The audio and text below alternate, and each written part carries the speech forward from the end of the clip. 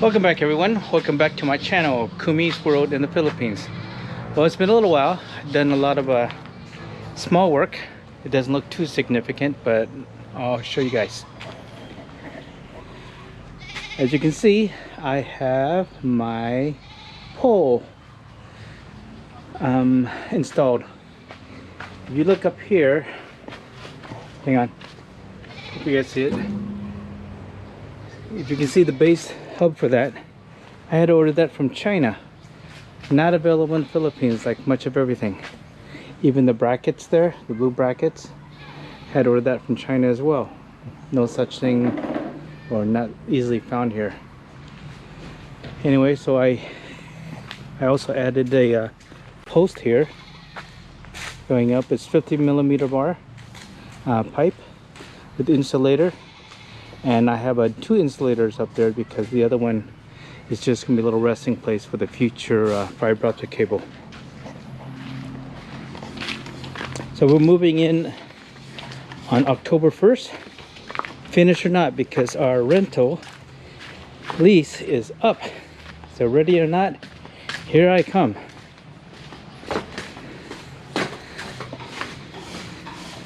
As you can see, I don't want to show you that yet. We did the ceiling bearings, however you call it, but the PVC channel requires every 2 feet support. Now, if you guys tuned in from the beginning, you know some of these I already have some tubular 2x4 going across because of the large expanse there. If you don't have a wall every 13 feet or so holding it up, then you're going to need some tubular metal for support. Anyhow, so we decided to put some, here I'll show you if you can see that a little bit. We put some wall angles, we bent it up, riveted to the bearings up there, and tie it to the metal web, whatever. Anyhow, as you guys know, that the metal mesh actually goes through to the other side as well to the other side of the mesh, so it's quite strong. So we use that for support in order to hold up the PVC ceiling. PVC ceiling is heavy, but I'm sorry, it's not that heavy, but it's heavy enough. It's heavier than, let's say, plywood. It's heavier than HardieFlex, and probably definitely, I'm sorry, let me repeat that. The HardieFlex, the plywood, and the gypsum board is much heavier than what we're using.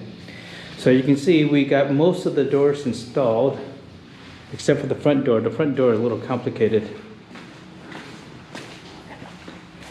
I was lucky to find someone who really knew how to do doors.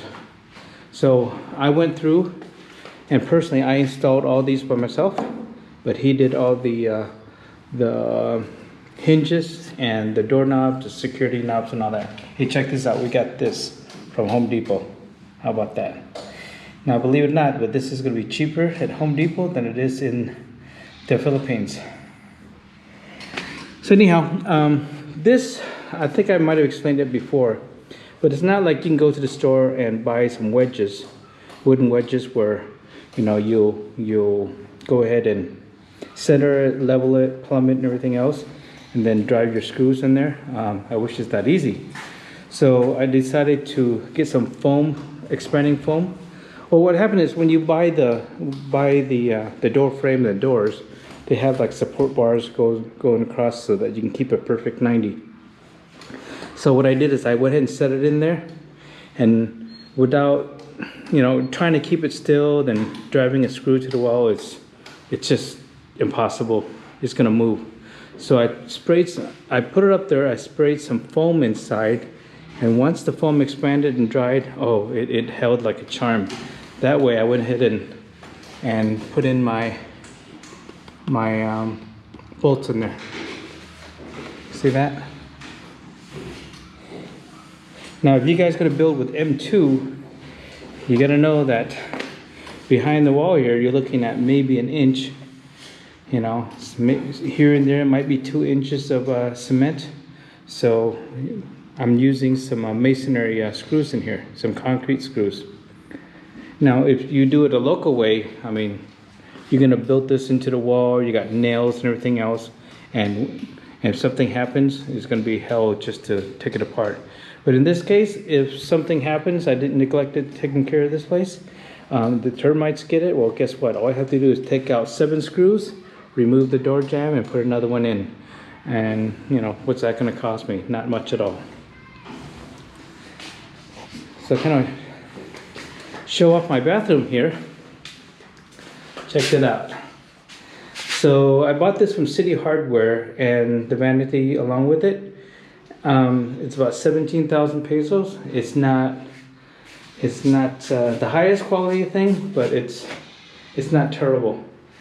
This cavity here, they gave me the wrong blind hinges, so I got to get that replaced. But when I put this on there, it was rocking and rolling and everything else. I did want to mount this against the wall. I know there's a gap there, just simply because if I ever change it, I don't want a big old anchor bolt sticking out of there. But not bad. The walk-in shower, I think we got this for like 18,000 pesos, also at City Hardware. Easily replaceable. Of course, this is the tiling here. The gaps you got to fill with 100% silicone. Got this for about 7,000 or 8,000 pesos. It's not the highest quality thing, but it's not most terrible. I figure, why not? I got some pretty cheap spray here. I got a shower here. I got a hand shower there, and I can change anything in the back, and I can change it to a different style at any time without killing it. I think I still have to add some warm water heater for my wife, so that's why I put the electrical outlet there before. Mount it. I'll extend some lines from here up and come up to the mixer valve. So that's at a later point.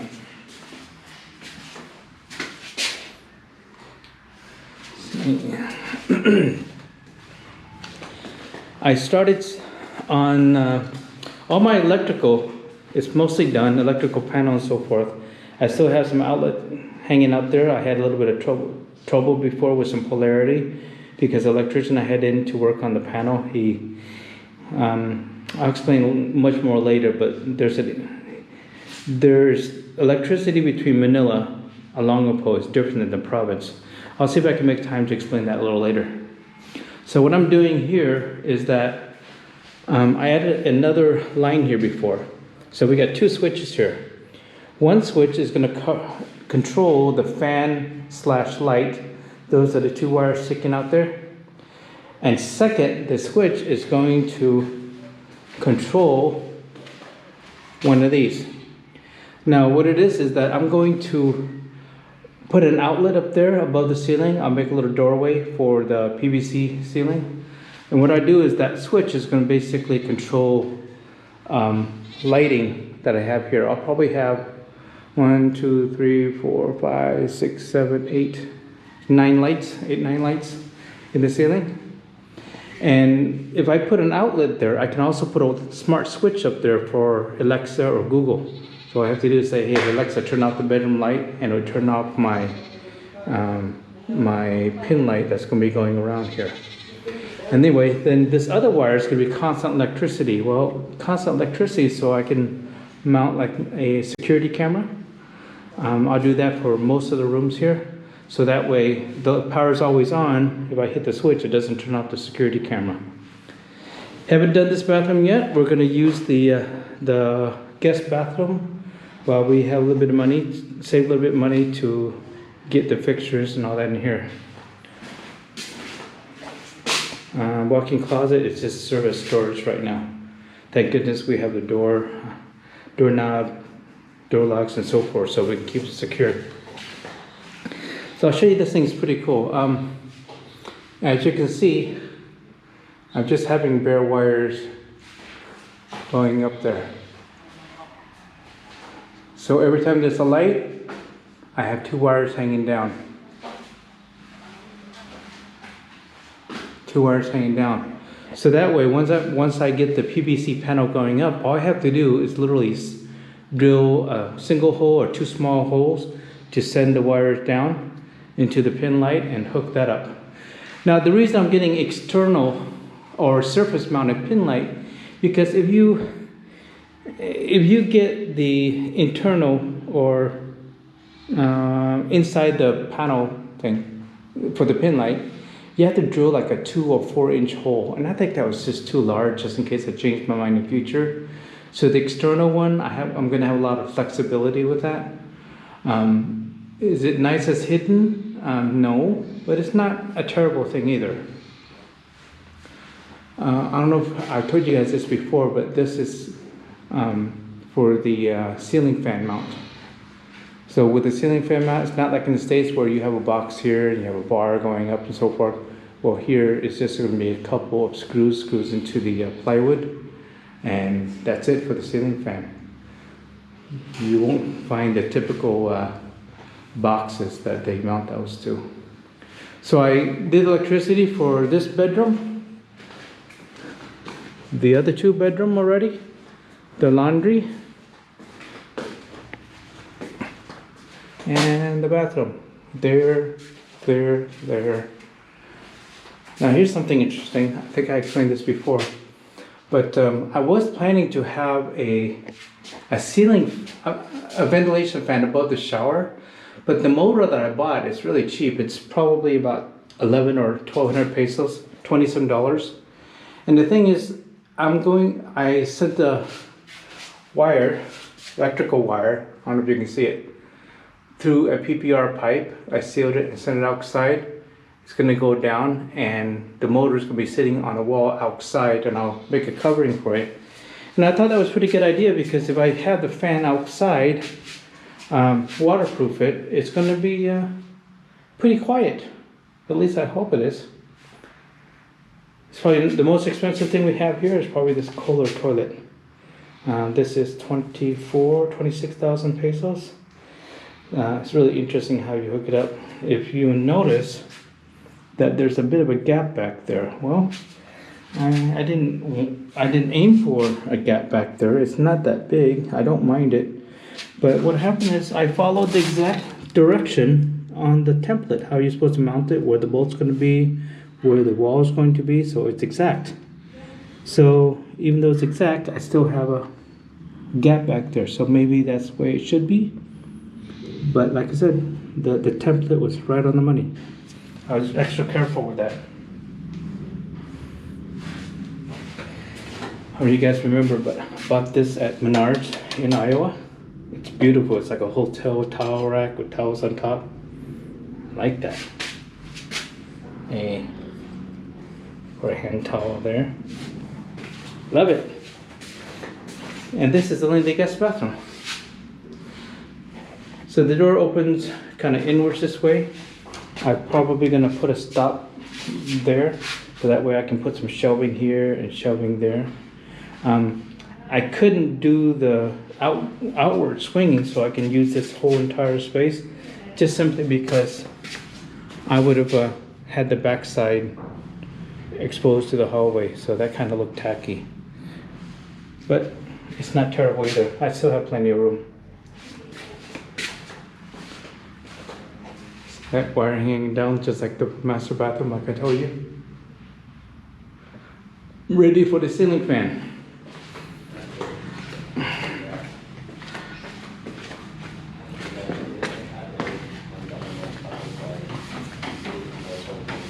And here is my wife. My wife's job for the past few weeks has been painting the grooves, make it nice and beautiful black. And now she's putting on a coating called Timbermate. And I dripped a bunch of Timbermate onto her phone. Nice! Why you wipe it on my... Because I didn't know that she put water in this thing. That's what it looks like. It looks like a putty, and you can mix it up to like a syrup type of a consistency. You're gonna smear it on.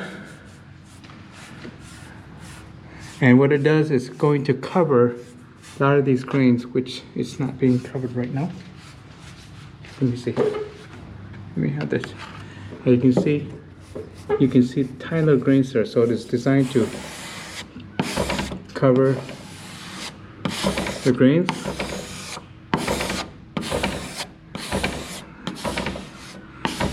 See, as you can see, you don't see any more tiny little lines anymore. Not like, let's say right here, if you can see it.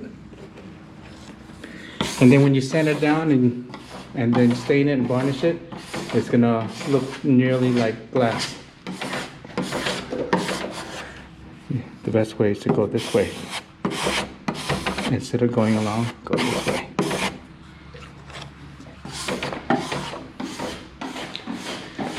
Another thing is that we covered. Now, I think I mentioned before that when you use lahar, they call it river sand here, but it's really a lot of the volcanic ash. If you're going to put the M2 panel or anything else, it's going to crack. It's going to have small little cracks. It's a pain in the ass. So we had a bunch of cracks everywhere. So we put the skim coat on. Okay, it cracked. It went through the skim coat as well. So we end up having to use some acrylic. So this is elastic acrylic. This is about $4 a piece, but it's kind of like the same thing that you use in the States where you have some paintable silicone. Anyhow, so you're going to cover the cracks. You can see a little geography map looking thing because of the small cracks. So anyway, you're going to cover the cracks, make it smooth, then you can still skim coat over a little bit. But that's what we had to do. We spent quite a bit of time doing skim coat before, more time than I really wanted to, but it wasn't good enough. I, for one, wanted enough skim coat on there so when I sand, it's going to look nice and perfectly smooth. And that alone takes a lot of work.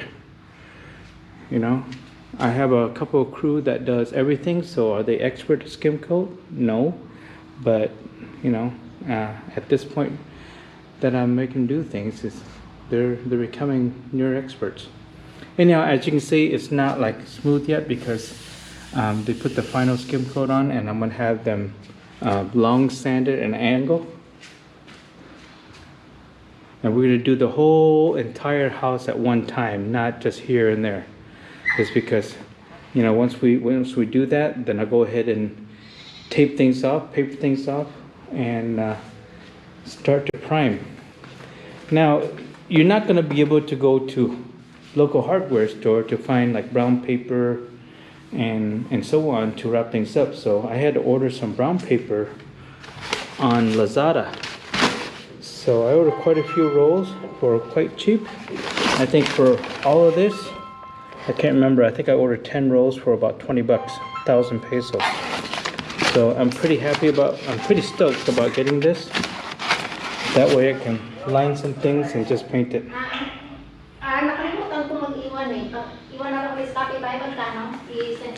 Now, here are the PVC channels. I'm sorry, PVC panels. So all of this to cover the entire inside the house of 2,500 square feet. Okay, this costs us 130,000 pesos, so roughly 2,500 roughly. Oh boy, that's a lot just to hear. So these pieces here, I'll show you. So those are for the trim. To put two pieces together, I have to put two trims together, butt to butt, and then put the panel on each side. Because of this brand, they don't have a double-ended trim ready made, unfortunately. I don't know if I can grab a color for you. Here it is. That's going to be our ceiling. Now, is that the best one I can find? Yes. Is many more available? Yes, but not at the stores that we're looking for at. So I didn't want to get completely white. The completely white is nice and shiny, but it's too shiny. I didn't want something really dark and looks like wood, because then this whole house is going to be themed wooden house. The floor kind of looks like wood a little bit in a way. I'm sure the mahogany wood is gonna be significant. So I just didn't want the whole entire ceiling to be looking like wood as well. So this is what we came up with. And it's a similar color to the bathroom floor tiles. It's kind of a modern look, you could say. Doesn't look too much like wood. And I think we're pretty happy with that.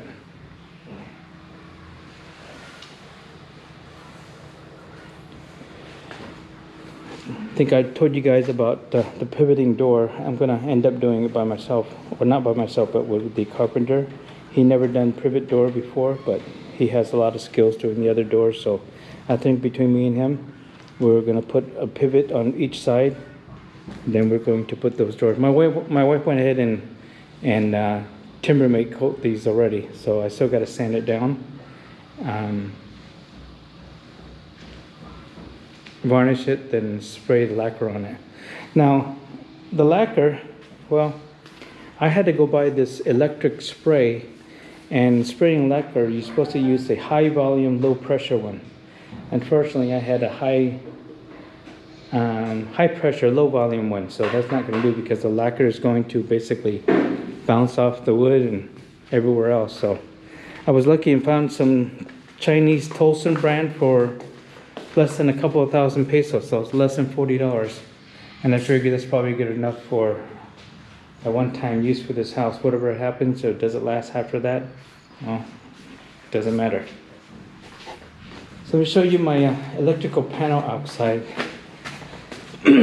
What I was saying before is that in Manila, you have typically 2 to 3 lines electrical in Manila. So if you have 2 lines, you have 110, 120 volts each. And then you have 3 lines, well, that means you have 3 phases, 3-phase electricity.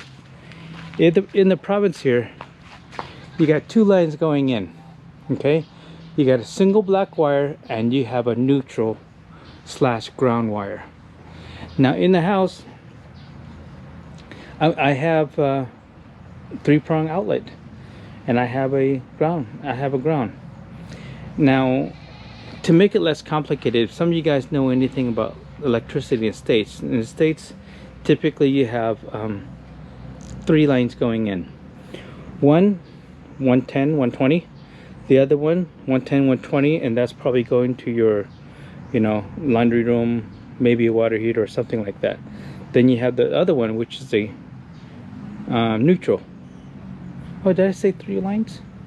Well, then you have a ground. Okay, so that's possibly 4 lines. Anyhow, so let's think about 3 lines for now. You have a hot, you got a neutral, and you got a ground.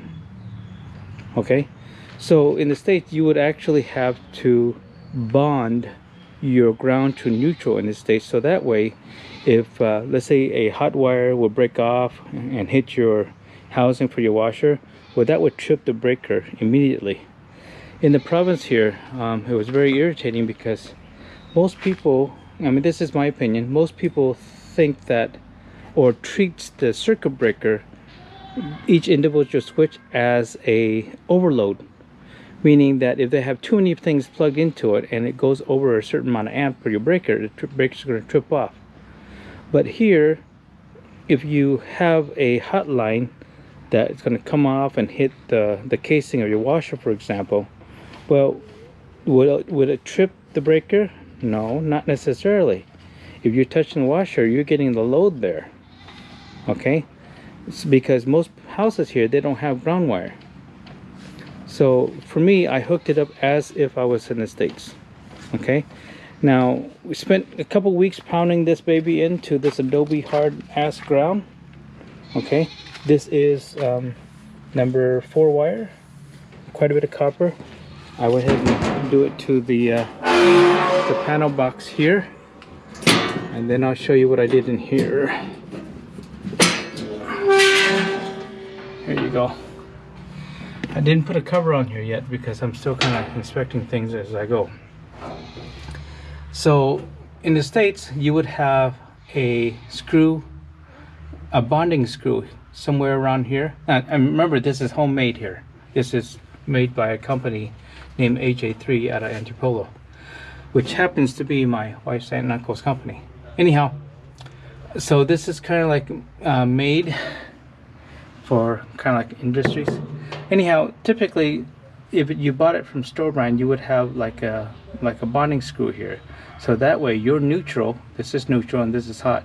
So your neutral would actually be bonded to ground. So if you went and buy something locally here, they wouldn't have that either because they just don't do normally don't do bonding neutral to ground. So I looked, I asked many questions, and nobody could give me the right answer. One guy told me, oh, you have this coming in, this is hot, this is neutral, it comes in there, then it doesn't matter because, if you do polarity because, it's alternated current here and there, back and forth. Yes and no. So I did all my wiring before correctly. I set all the polarity, one side of the socket is going to be hot, the other side is going to be neutral, and it's consistent.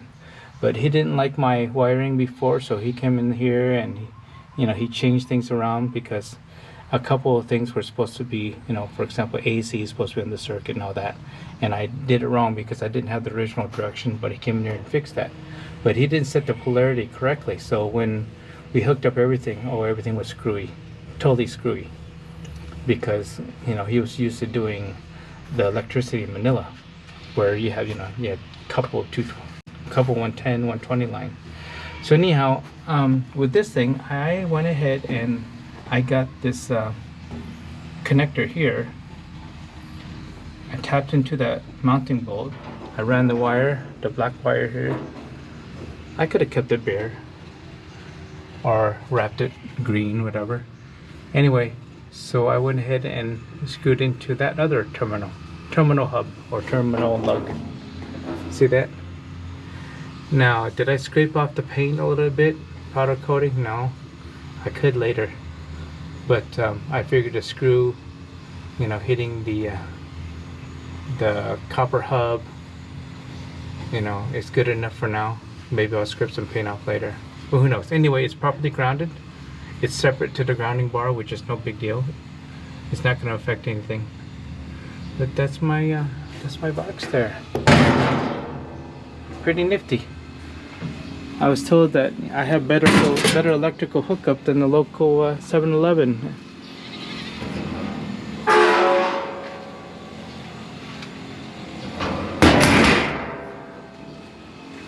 See, now here's something interesting. This is what's coming in from the power company. I believe it's number 6 wire. And then what I have from there going down to my manual switch for generator or power from there, I have 50mm square wires. It's huge, and it was such a pain in the butt just to run things through, but that was what required. I mean, I know some electricity, but I don't quite know what the logic about that is. Having a huge wire here, then you have a small wire. I only can think that if there's any possible burnout, it'll burn somewhere else and not into here. So maybe that's it. But it's hooked up the way it's supposed to be. And, this is more so for commercial building type of thing than anything else.